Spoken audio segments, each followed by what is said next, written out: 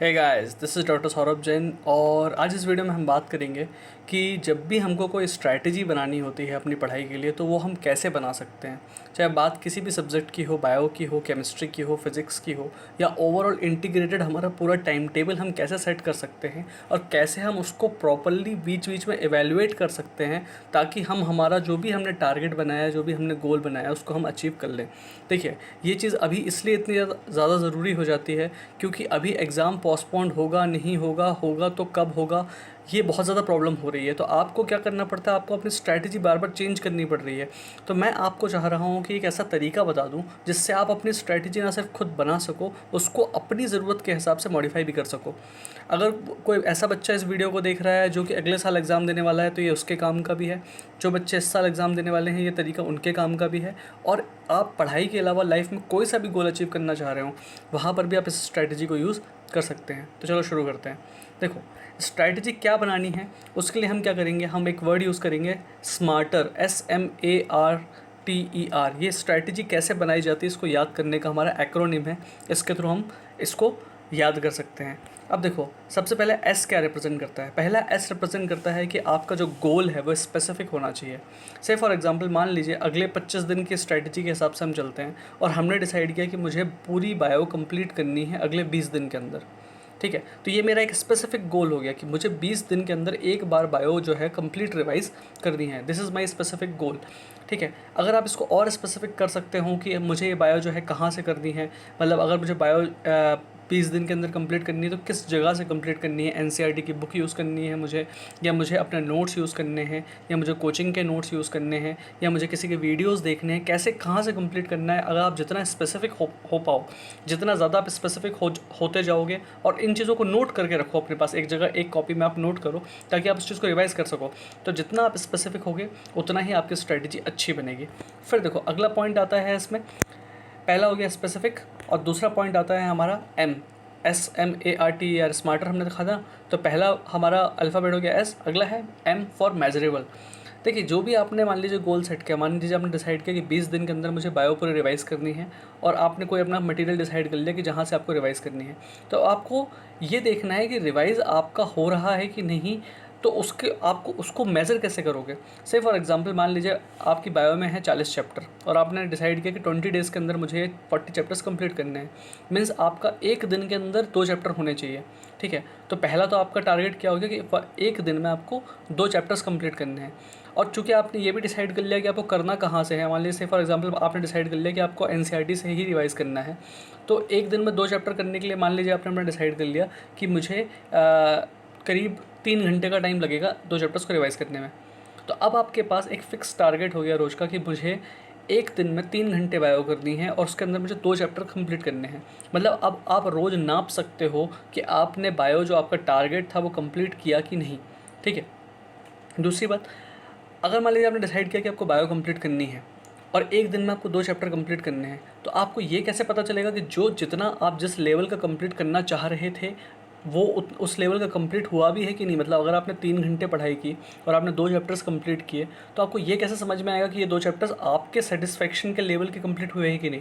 तो उस चीज़ को भी मेज़र करने का आपके पास कोई ना कोई तरीका होना चाहिए। से फॉर एग्जाम्पल मान लीजिए आप कोई क्वेश्चन बैंक यूज़ कर रहे हैं जो NCERT पे बेस्ड है और आपने डिसाइड किया कि जब मैं चैप्टर कंप्लीट करके फ्री होऊंगा और मैं क्वेश्चन करूँगा तो 100 में से कम मेरे से 90 क्वेश्चन सही होने चाहिए, ये मेरा टारगेट है। तो आप इस तरह से मेज़र कर सकते हैं। मतलब आपको क्वांटिटी भी मेज़र करनी है कि आपका वो काम जो है कंप्लीट हुआ कि नहीं, और दूसरा आपको क्वालिटी भी मेज़र करनी है उस चीज़ की कि वो उतनी क्वालिटी जो आपको चाहिए वो आपकी है कि नहीं। मतलब आपने चैप्टर तो कंप्लीट किए 2, लेकिन वो 2 जो हैं वो उस प्रॉपर लेवल के कंप्लीट है कि नहीं।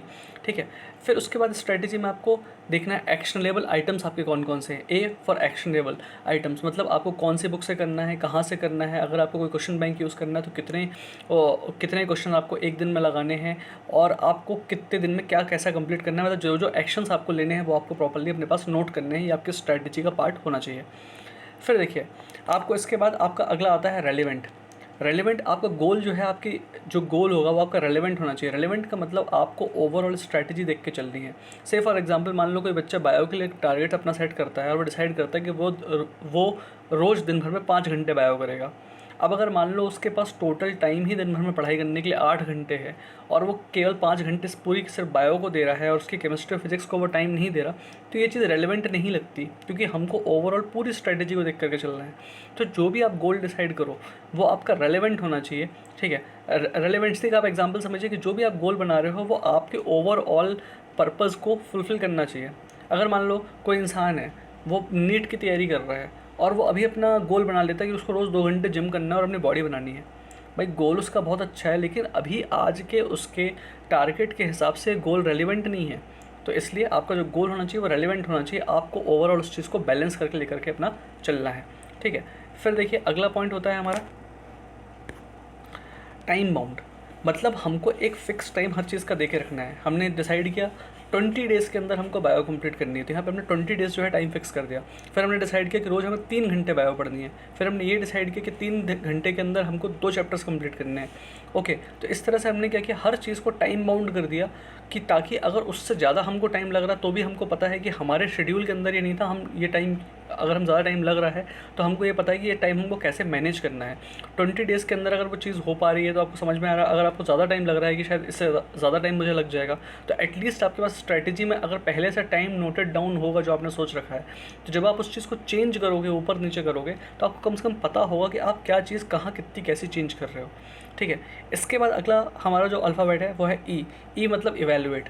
रोज़ रात को आप बैठो और रोज़ रात को एक बार चेक करो कि जो आपका स्पेसिफिक गोल आपने बनाया था, जो आपने उसको मेजरेबल, जो आपने मेज़र आपको करना था और आपने उस एक्शनेबल जो आपके आइटम्स लिखे थे और जो आपने रेलेवेंट था आपका गोल और जो टाइम बाउंड था, वो चीज़ टाइमली कंप्लीट हो रही है कि नहीं। मतलब अगर कहीं आपको लगता है कि आपको अपने गोल, अगर आपको लगता है कि आपके पास टाइम ज़्यादा है तो आप अपना गोल बढ़ा सकते हो, टाइम आपको लगता है कम है तो आप अपना गोल कम कर सकते हो, आप एक्शनेबल आइटम्स कम या ज़्यादा कर सकते हो, उसको मेज़र करने का आपका पैमाना आप चेंज कर सकते हो। अगर आपको लगता है कि नहीं, जिस क्वेश्चन बैंक के थ्रू मैं अपना प्रोग्रेस मेज़र कर रहा था उसकी जगह मुझे दूसरा क्वेश्चन बैंक यूज़ करना है, या आपको कोई नया आइडिया आता है, कोई नई स्ट्रैटेजी आपके दिमाग में आती है, तो आप उस हिसाब से इन चीज़ों को मॉडिफाई कर सकते हो, ठीक है। तो इवैल्यूएट आपको हर रात को रोज़ करना है अपनी स्ट्रैटेजी को, और फिर उसके बाद आपको करना है रिवाइज़। मतलब अगर आपको कहीं लगता है कि आपकी स्ट्रैटेजी में कहीं कोई चेंज लाए जाने की ज़रूरत है, तो आप पूरी स्ट्रैटेजी को रिवाइज़ कर सकते हो।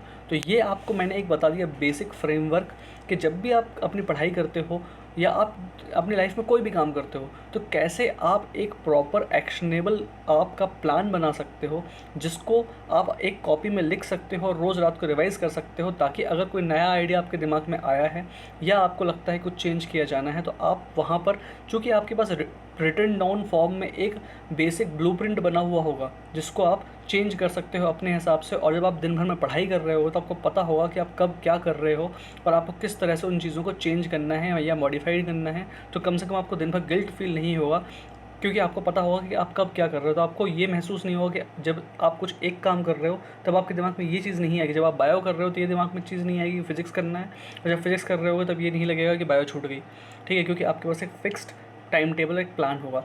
तो ये थी बेसिक स्ट्रैटेजी जिस तरह से हम तैयारी करते हैं।